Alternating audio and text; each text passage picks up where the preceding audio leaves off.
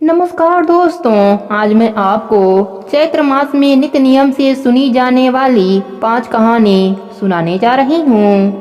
पहले सुनते हैं राम जी की कहानी। प्रेम से बोलिए राम जी की जय हो। एक नगर में एक जाट और जाटनी रहते थे। वह बहुत ही गरीब थे। एक बार जाटनी जाट से कहने लगी, मैं तुम्हें 4 रोटी बनाकर दूंगी, तुम नदी किनारे जाना, वहाँ राम लक्ष्मण आते हैं, वहाँ जाकर यह पंक्तियाँ कहना। राम बड़े लक्ष्मण छोटे, वह बैठे अम्बे की डाली, वह बैठे चंबे की डाली, मिट्टी का दशरथ बनावे, मक्खन मिश्री का भोग लगावे, दे परिक्रमा घर को आवे।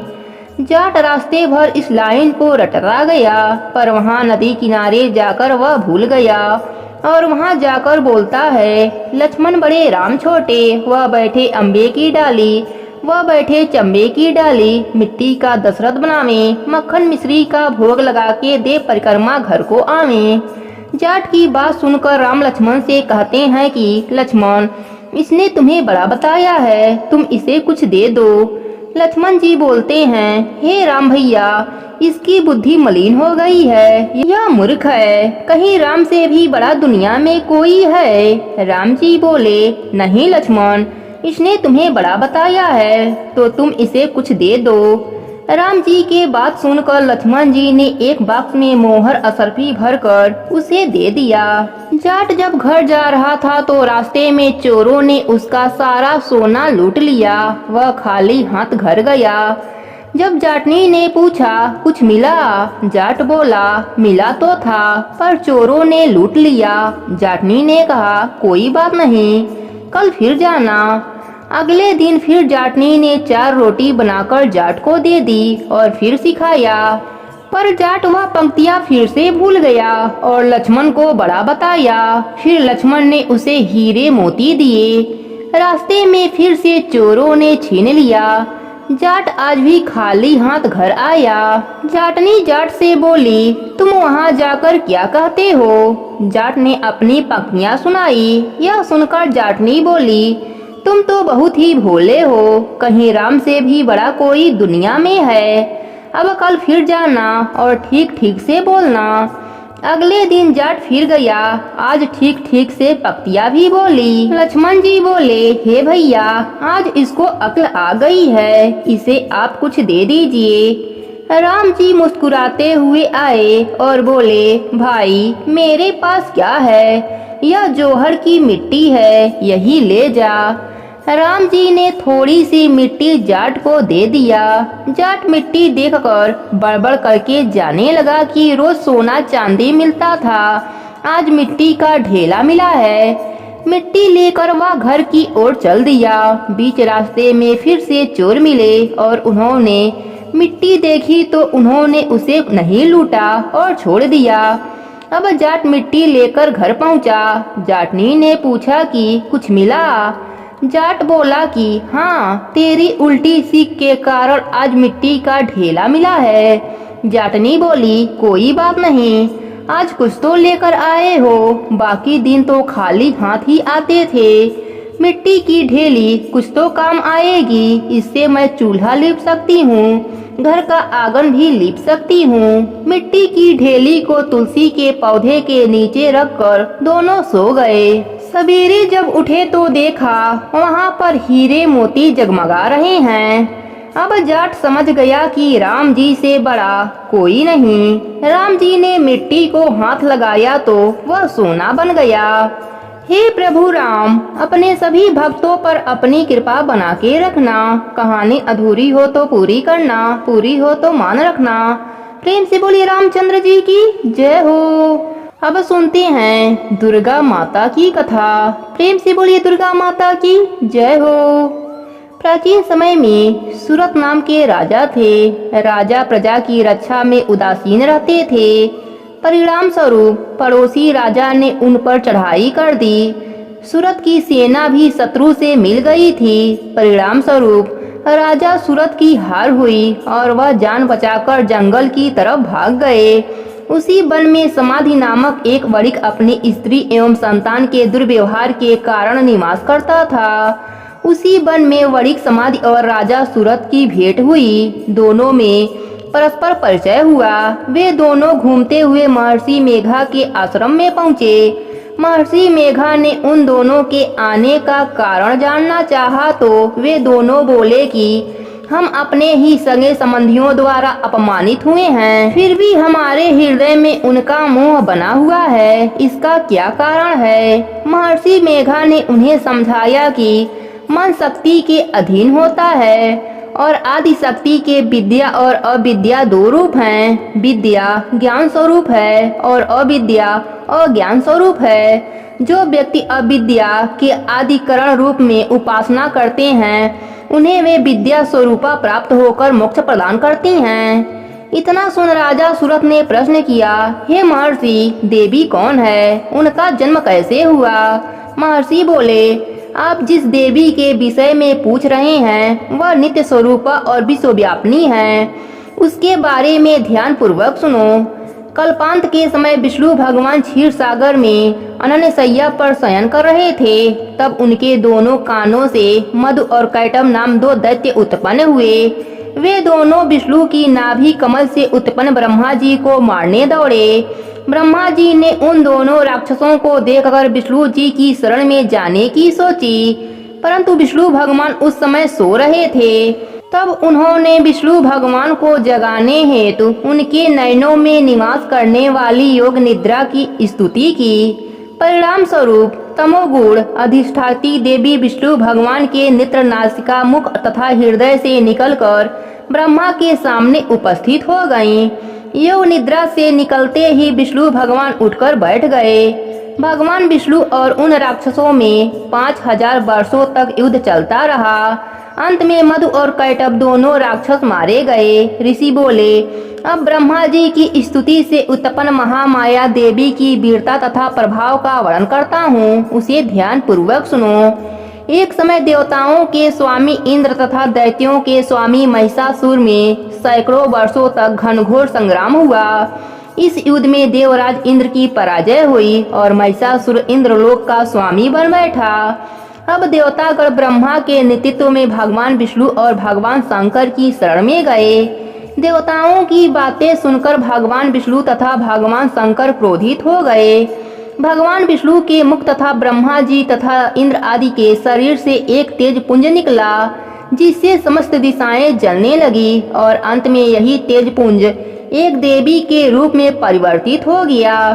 देवी ने सभी देवताओं से आयुध एवं शक्ति प्राप्त करके उच्च स्वर में अट्टहास किया, जिससे तीनों लोकों में हलचल मच गई। महिषासुर अपनी सेना लेकर इस सिंहनाद की ओर दौड़ा। उसने देखा कि देवी के प्रभाव से तीनों लोक प्रकाशित हो रहा है। महिषासुर की देवी के सामने एक भी चाल सफल नहीं हुई और वह देवी के हाथों मारा गया। आगे चलकर यही देवी शुंभ और निशुंभ राक्षसों का वध करने के लिए गौरी देवी के रूप में अवतरित हुईं। इन उपरोक्त व्याख्यानों को सुनकर मेघा ऋषि ने राजा सूरत तथा वणिक से देवी स्तवन की विधिवत व्याख्या की। राजा और वणिक नदी पर जाकर देवी की तपस्या करने लगे। 3 वर्ष घोर तपस्या करने के बाद देवी ने प्रकट होकर उन्हें आशीर्वाद दिया। इससे वणिक संसार के मोह से मुक्त होकर आत्मचिंतन में लग गया और राजा ने शत्रुओं पर विजय प्राप्त करके अपना वैभव प्राप्त कर लिया। हे दुर्गा माता, अपने सभी भक्तों पर अपनी कृपा बना के रखना। कहानी अधूरी हो तो पूरी करना, पूरी हो तो मान रखना। प्रेम से बोलिए दुर्गा माता की जय हो। अब सुनते हैं धर्मराज जी की कहानी। प्रेम से बोलिए धर्मराज जी की जय हो। एक समय की बात है, एक गांव में 2 सेठानियां रहती थीं। बड़ी सेठानी के पास बहुत सा धन था, लेकिन वह स्वभाव से बड़ा ही कंजूस थी। छोटी सेठानी के घर में धन कम था, लेकिन वह सरल स्वभाव की थी, सबका मदद करती।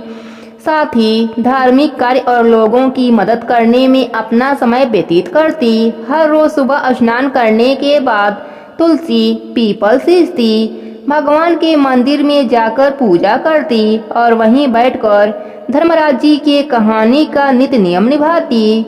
यह सब देखकर बड़ी सेठानी हंसती और कहती, यह तो पूरा दिन फालतू कामों से अपना समय खत्म कर देती है। ऐसे ही दिन बीतते गए और दोनों सेठानियां बुढ़ी हो गईं और एक दिन दोनों की मृत्यु हो गई। छोटी सेठानी को लेने के लिए धर्मराज जी ने अपना विमान भेजा और बड़ी सेठानी को दूत मारते हुए ले जाने लगे। रास्ते में बड़ी सेठानी ने कहा कि मुझे भूख लगी है। तब दूत बोले कि यदि तुमने अपने संपूर्ण जीवन में किसी को खाना खिलाया होगा तभी हम तुम्हें खाना देंगे, अन्यथा नहीं देंगे। थोड़ी देर बाद उसने फिर से कहा कि मुझे प्यास लगी है। तब दूत बोले कि यदि तुमने अपने संपूर्ण जीवन में किसी प्यासे को पानी पिलाया होगा तभी हम तुम्हें पानी देंगे, अन्यथा नहीं देंगे। इस प्रकार उसे पानी भी नहीं मिला। आगे रास्ते में उसे कांटे चुभने लगे और तेज गर्मी पड़ने लगी, लेकिन दूत उसे घसीटते हुए ले जा रहे थे। अब बड़ी सेठानी बड़ा पछता रही थी कि मेरे पास सब कुछ होते हुए भी दान धर्म नहीं किया।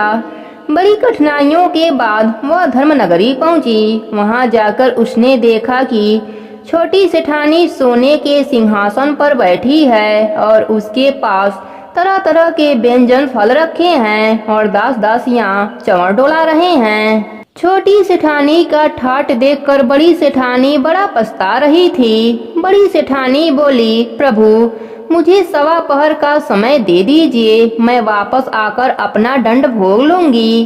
बड़ी सेठानी के बार बार आग्रह करने पर धर्मराज जी बोले, ठीक है। बड़ी सेठानी के शरीर में वापस प्राण डाल दिए और वह धरती पर आते ही अपने पंडितों को बुलाकर धर्मराज जी की कहानी सुनी और सब तरह के दान धर्म करी और उद्यापन करी। इतने में समय पूरा हो गया। अब की बार बड़ी सेठानी को लेने के लिए स्वर्गलोक का विमान आया। सवा पहर के दान धर्म और धर्मराज जी की कहानी सुनने से बड़ी सेठानी को भी स्वर्गलोक की प्राप्ति हुई। हे धर्मराज जी, जैसे आपने उन दोनों सेठानियों पर कृपा करी वैसे ही आपका नित्य नियम निभाने वाले सभी भक्तों पर अपनी कृपा बना के रखना। कहानी अधूरी हो तो पूरी करना, पूरी हो तो मान रखना। प्रेम से बोलिए धर्मराज जी की जय हो। एक समय की बात है, एक गांव में एक परिवार रहता था। उस परिवार में माँ, बेटा और बहू रहते थे। बहू बहुत ही सीधी साधी और शांत स्वभाव की थी, पर सास बहुत ही झगड़ालू और घमंडी थी। वह अपने बहू के साथ बहुत अत्याचार करती थी। उससे घर का सारा काम करवाती और उसे खाने के लिए एक सूखी रोटी दे देती। उसके पति को यह सब पता नहीं था। वह सुबह होते ही खेत में चला जाता और बहू सुबह होते ही काम में लग जाती। एक दिन एक पड़ोसन बहू से मिली। बातों ही बातों में तुलसी माता के महात्म्य को बहू को बताया। सारी बात सुनकर बहू ने अपने मन में भी तुलसी माता का नित्य नियम करने का निर्णय ले लिया। शाम को तुलसी महात्म्य की बात अपने सास को बताई। तब वह बोली, कोई जरूरत नहीं है कोई नियम लेने की, घर का काम करो। बहू चुप रह गई। बहू सुबह जल्दी उठकर नदी पर स्नान करने गई। वहीं एक घड़ा में पानी भरा और तुलसी के पौधे को सींचा। वहीं बैठकर तुलसी माता की कहानी सुनी। बहू यही नियम पूरे महीने में करने का ले लिया। सास के जागने से पहले बहू घर आ जाती। यही सिलसिला रोज का था। एक दिन सास जल्दी उठ गई। उसने देखा घर में बहू नहीं है। वह समझ गई कि वह जरूर तुलसी सींचने गई है। बहू के वापस आने पर उसने बहू से कुछ भी नहीं कहा। सास सोच रही थी कि बहू का नित्य नियम कैसे छुड़ाया जाए। अगले दिन सास ने उसका मटका बदल दिया। पक्के मटके की जगह कच्ची मिट्टी का मटका रख दिया। सुबह अंधेरे में बहू कच्ची मिट्टी का ही मटका लेकर नदी पर गई। बहू ने स्नान किया। फिर उसने मटके में जल भरने के लिए जैसे ही मटका नदी में डुबोया, मटका गल गया और सारी मिट्टी बह गई। बहू यह देखकर रोने लगी और रोते रोते तुलसी माता से बोली, हे तुलसी माता, आज मेरा नियम टूट गया, मुझे क्षमा कर दीजिएगा। तभी तुलसी माता प्रकट होकर बोली, तुमने आज जल के स्थान पर अपने आंसुओं से मुझे सींचा है। तुम्हारा नेम पूरा हो गया। तब बहू बोली, माता मैं कल कैसे जल लेकर आऊंगी? यदि मेरे सास को पता चला कि मैंने मटका नदी में बहा दिया तो वह बहुत गुस्सा होंगी। तब तुलसी माता ने उसे सोने का एक मटका दिया, जिसे लेकर बहू खुशी खुशी घर आ गई। सास के पूछने पर उसने सारी बात बता दी। सास बहुत खुश हुई। उसने अपने बहू से कहा, सोने के मटके में यदि जल लेकर जाओगी तो गांव वाले इसे छीन लेंगे। तुम कल फिर जाकर तुलसी माता से रोकर दूसरा मटका मांग लेना। बहू बहुत ही सीधी साधी थी। वह अगले दिन तुलसी माता के पास जाकर फिर रोने लगी। तुलसी माता के पूछने पर उसने सारी बात बताई। तुलसी माता ने उसे एक चांदी का मटका दिया। वह चांदी का मटका लेकर घर आ गई, लेकिन उसकी सास ने वह भी रख लिया और अपने बहू से फिर अगले दिन रोने को कहा। बहू सास के डर से फिर तुलसी माता के पास बैठकर रोने लगी। फिर तुलसी माता आकर पूछा, क्यों रो रही हो? बहू ने सारी बात बताई। तुलसी माता ने कहा, तेरे सास की लालच कभी भी खत्म नहीं होगी। तू आज मिट्टी का मटका ले जा। यह कहकर तुलसी माता उसे मिट्टी का मटका दे दिया। बहू जब घर आई तो उसकी सास बहुत गुस्सा हुई। उसने कहा, तेरे तुलसी माता के पास बस इतना ही धन है। जिसके पास कुछ नहीं है उसे जल से सींचने से क्या लाभ? लेकिन बहू ने सास की बात नहीं मानी और पूरे महीने सास के चुपके नदी पर स्नान करती और तुलसी माता को सींचती। सास ने एक दिन छुपाए हुए दोनों घड़ों को देखा। वह कच्चे मिट्टी के बन गए थे। यह देखकर सास बहू को बुरा भला कहने लगी। तभी तुलसी माता वहां प्रकट हुई। उन्होंने कहा, तुमने लालच और घमंड में बहुत पाप किए हैं, इसलिए तुम्हारे छूने से यह मटके मिट्टी के बन गए। जैसा बोओगी वही फल काटोगी। सास की आंखें खुल गई। वह बहू से और तुलसी माता से माफी मांगने लगी। तुलसी माता ने क्षमा कर दिया और खुश रहने का आशीर्वाद दिया। वह तीनों घड़े फिर से सोने के हो गए। अब सास बहू मिलकर नित नियम से तुलसी माता की पूजा और तुलसी सींचने लगीं। तुलसी माता की कृपा से उनका घर धन धान से भर गया। हे तुलसी माता, जैसे आपने सास बहू पर कृपा करी, वैसे ही अपने सभी भक्तों पर अपनी कृपा बना के रखना। कहानी अधूरी हो तो पूरी करना, पूरी हो तो मान रखना। प्रेम से बोलिए तुलसी माता की जय हो। एक समय की बात है, एक गांव में एक मालिन रहती थी। उसके पति का स्वर्गवास हो चुका था। उसका एक 4 साल का पुत्र था। उसकी सास कठोर हृदय की स्त्री थी। वह बहू को बहुत तकलीफ देती थी।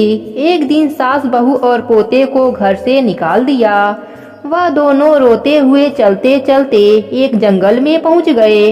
वहां एक बड़े पेड़ के नीचे बैठ गए। वहां से थोड़ी दूर पर एक गणेश भगवान का मंदिर था। वहां बहुत लोग गणेश भगवान के दर्शन करने आते थे। दर्शन करके गणेश भगवान को प्रसाद चढ़ाते थे। फिर वह प्रसाद सबको बांट देते थे। इस प्रसाद से माँ बेटे का गुजारा होने लगा। दोनों माँ बेटे गणेश भगवान के पूजा पाठ में लग गए। एक दिन उन्होंने सोचा, क्यों ना हम भी जंगल से फूल लाकर बेचें। वह रोज जंगल से फूल लाकर उसकी माला बनाकर बेचने लगे। साथ में पूजा की सामग्री और प्रसाद भी बेचने लगे। इससे उनको आमदनी होने लगी। गणेश भगवान की कृपा से आमदनी बढ़ने लगी। जल्दी ही उन्होंने एक मकान और एक दुकान बना लिया। एक दिन उसी नगर के राजा की बेटी मंदिर में पूजा करने आई। मालिन के बेटे को देखकर राजकुमारी उस पर मोहित हो गई और उससे विवाह करने की सोचने लगी। उसने अपने भाभी से अपने मन की बात कही। भाभी अनुभवी थी। उसने कहा, यह तो मालिन का बेटा है और तुम एक राजा की बेटी हो। यदि तुमने उससे विवाह किया तो तुम्हारी बहुत बेइज्जती होगी। पर राजकुमारी अपने बात पर अड़ी रही। उसने कहा, मैं तो प्रतिज्ञा कर लिया है कि उसी से विवाह करूंगी। भाभी महल जाकर सारी बात राजा को बताई। राजा ने मना नहीं किया। और विवाह के लिए तैयार हो गए। उन्होंने बड़े धूमधाम से बेटी का विवाह मालिन के बेटे के साथ करा दिया।